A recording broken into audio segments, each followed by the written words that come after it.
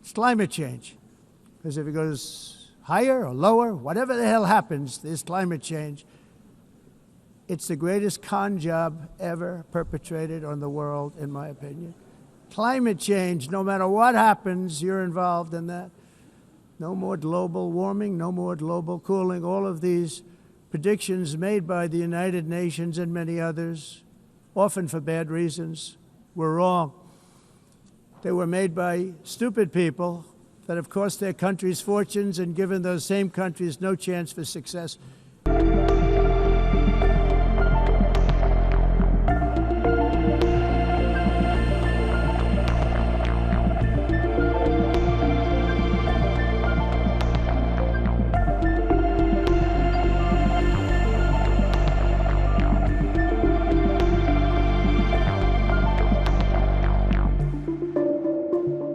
Powerful edge, a lot of the countries that we're talking about in oil and gas, such as essentially closing the great North Sea oil. Oh, the North Sea, I know it so well.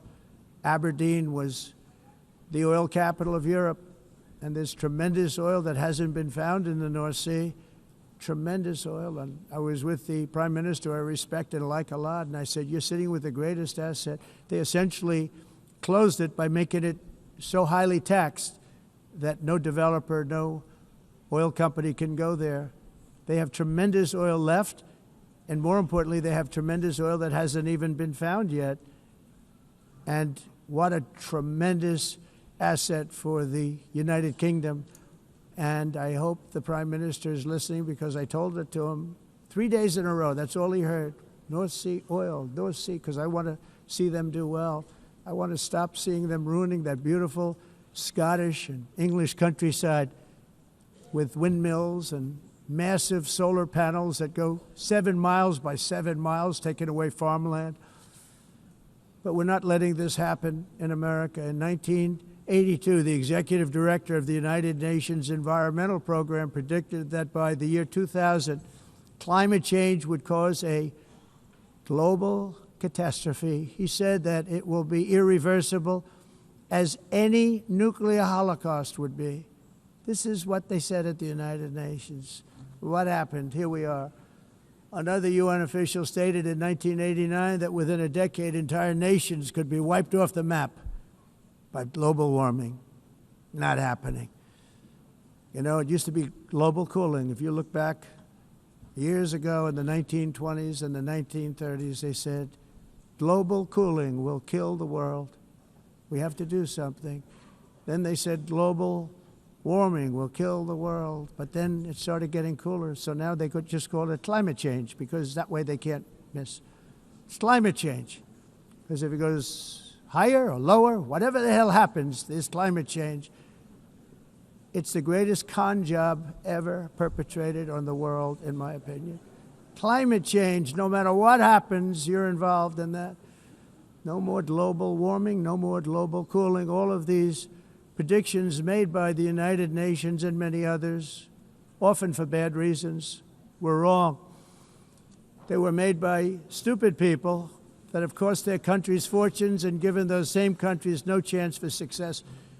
If you don't get away from this green scam, your country is going to fail.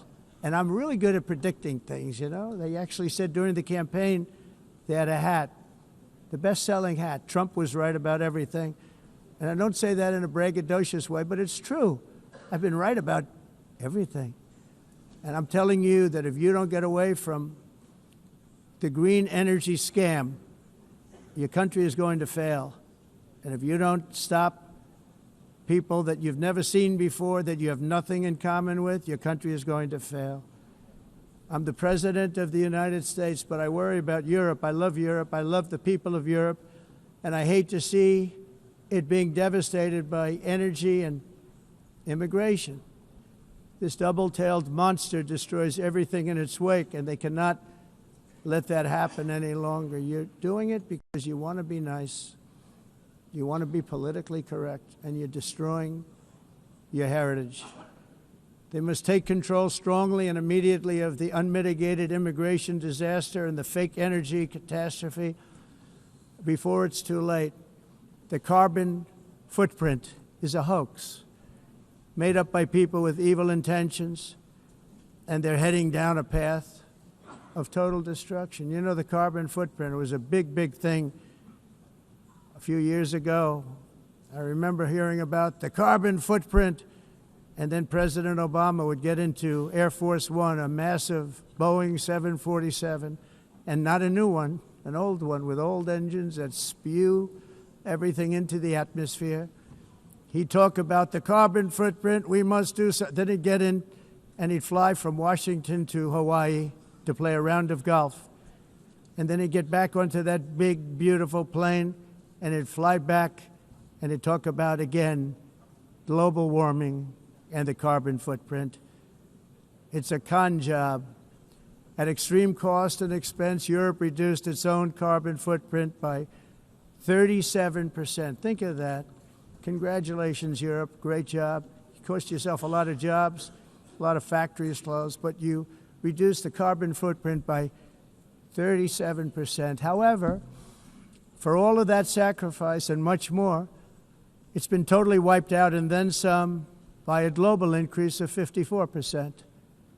Much of it coming from China and other countries that are thriving around China, which now produces more CO2 than all the other developed nations in the world.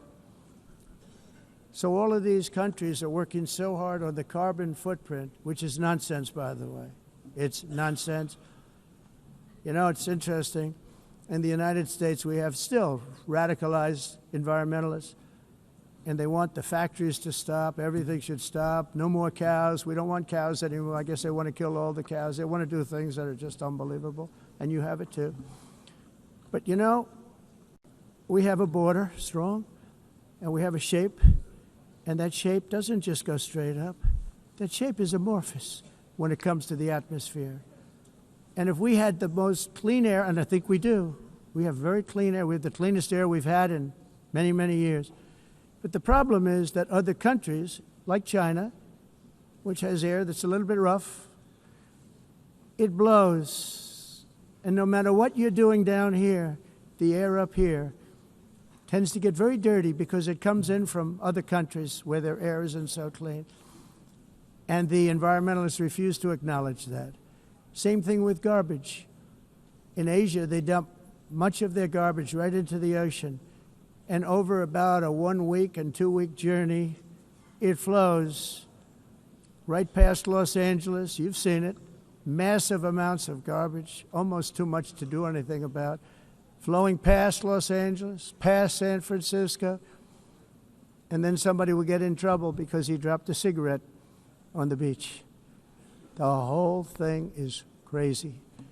The primary effect of these brutal green energy policies has not been to help the environment, but to redistribute manufacturing and industrial activity from developed countries that follow the insane rules that are put down to polluting countries that break the rules and are making a fortune. They're making a fortune. European electricity bills are now 4 to 5 times more expensive than those in China, and 2 to 3 times higher than the United States. And our bills are coming way down. You probably see that our top is paying so much more than every country.